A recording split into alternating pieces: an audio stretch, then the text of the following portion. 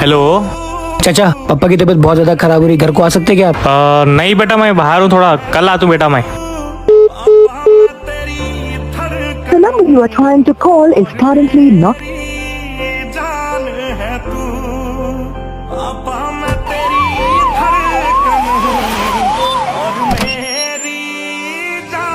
रुक जा बेटा, मुझे देखकर इग्नोर मत कर। मैं महादेव हूँ, तेरा सृष्टिकर्ता, जो तुझे दुनिया दिखाए उसे भूल गया। तेरा पिता आज बहुत कष्ट में है, मैं बहुत दुखी हूँ। अगर चाहता है तेरे घर में दुख कभी भी ना आए और हमेशा शांति बनी रहे, आज तुझे एक काम करना होगा। वीडियो को लाइक कर और चैनल को सब्सक्राइब कर। मैं तुझे आशीर्वाद करता हूँ, सदा सुखी रहेगा। विश्वास नहीं हो रहा है तो करके दे लाइक सब्सक्राइब। रीमिक्स पर क्लिक करके उसे दिस साउंड वाले बटन को 10 सेकंड तक दबाई रख, फिर देखना एक जादू होगा। तेरा किस्मत तेरे ही साथ है।